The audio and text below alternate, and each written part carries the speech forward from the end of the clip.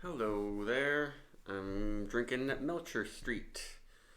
It's Trillium's Mosaic focused IPA. There's the Street series, they're all the same base, and they all use like Columbus or CTZ as a bittering and hot side hop, but then um, one hop is featured in the dry hop, and maybe they use it in the hot side too. I'm not totally sure, but it's not single hop, um, and it's not like all dry hop, one hop. It's more complicated. But let's go on with this. It's 7.2% alcohol. This was canned January 2nd. So that was like 25 days ago or something around there. So I have only done a video review of this a long time ago.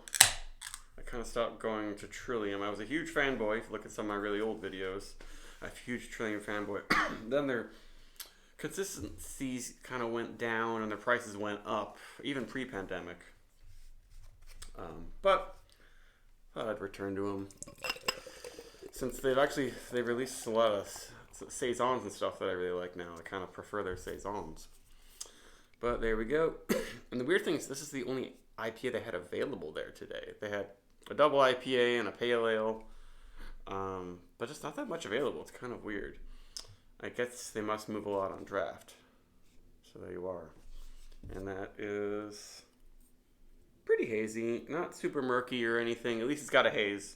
One time I got Melcher, I think it was during lockdown pandemic, and something was off. It was totally clear, I think. Or maybe it wasn't Melcher, it was one of their other ones, but that's what it should look like. It's not super pale white and murky. This is sort of the classic kind of hazy IPA look of New England before things got really murky and before people started wanting to make their beers really, really, really pale. Something that like New Zealand hops do a lot. And a lot of these sexy New Zealand hops didn't even exist when I first was drinking this beer, 10 years ago. It's not bad either. And Trillium, despite everything, I think they might be the king of the fruity aroma. It just smells so peachy.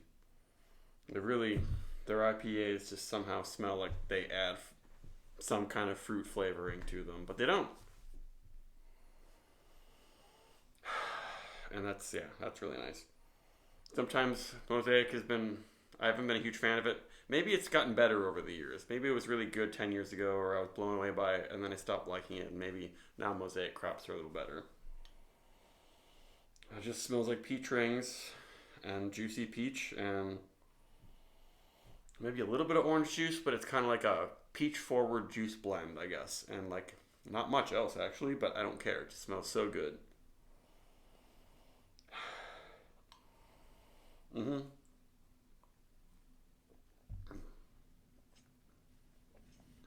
The feel's a little bit prickly, bubbly, not too sharp, and it's not super super murky, so it's not like big on the chalkiness or throat burn.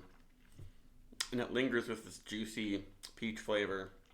Maybe a little bit of a sort of a white grape thing, kind of like a lot of juice cocktail blends. They start with white grape, maybe apple, and then they add in the more intense, flavorful fruits. Like maybe there's a little bit of an apple juicy note to this. I bet if you like age this stupidly for like 6 months in your fridge, it might get devolve into an appley quality, but it's very peachy, very bright, stone fruity.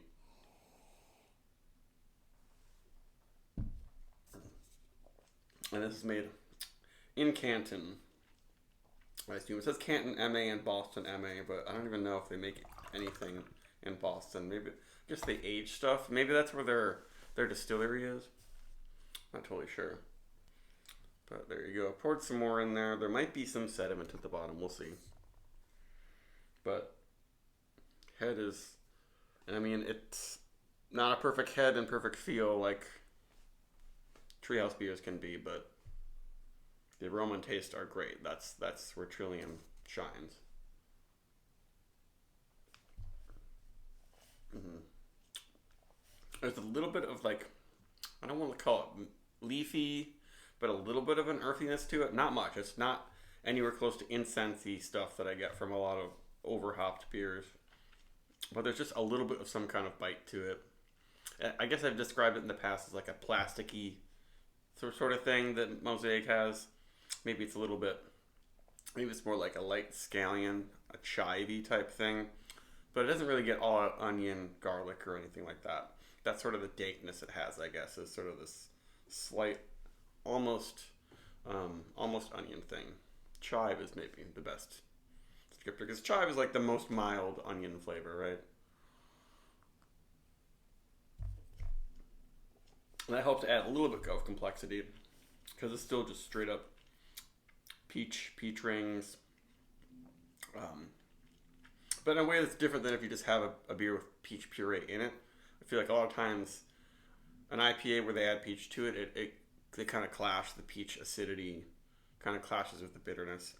And this one actually does have some bitterness. It's not totally just like all sweetness, because the Trillium beers, they're definitely quite sweet. But this little kind of bite that to the feel that I think is a little bit of a flaw also helps to counteract the sweetness. But yeah, this is good.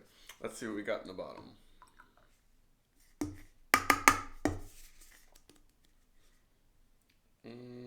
Not much sediment, actually. I don't know if I did this. Melcher, and there's some color to this too. Like they use a little bit of crystal malt, just a teeny bit, and it gives you just a little bit more of a sweet malt character. But I'm not tasting like caramely, toasty malts really. That doesn't taste that much like beer at all. That's what blew me away with Trillium when I first started having their IPAs over 10 years ago. And yeah, no chunks or anything, I don't think. Excuse me. Mm-hmm. Yeah, that is nice. But most of the time you have to go to the brewery to get this. They do distro this occasionally across the country in places, and it's really expensive. At the brewery, this is $19, which I guess is somewhat average these days for a good hazy IPA.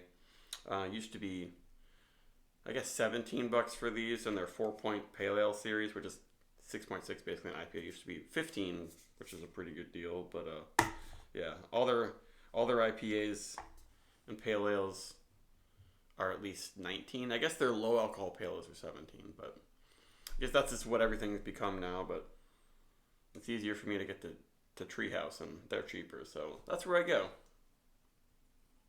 And they have a lot more options there, but I'm glad this is still drinking good. So this Trillium does still make some pretty good beers. This is like a 4.3, sure.